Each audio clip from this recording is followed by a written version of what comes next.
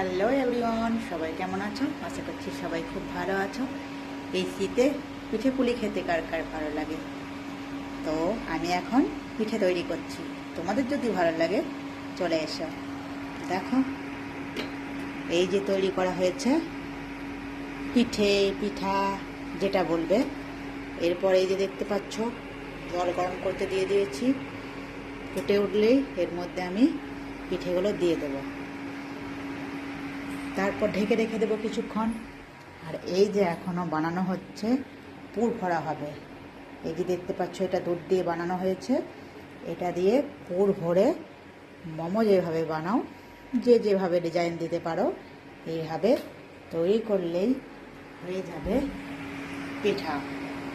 তো শীতে নিশ্চয়ই সবার পিঠা খেতে ভালো লাগে। দেখো, এইগুলো এখন তৈরি করা হয়েছে। এরপর এই যে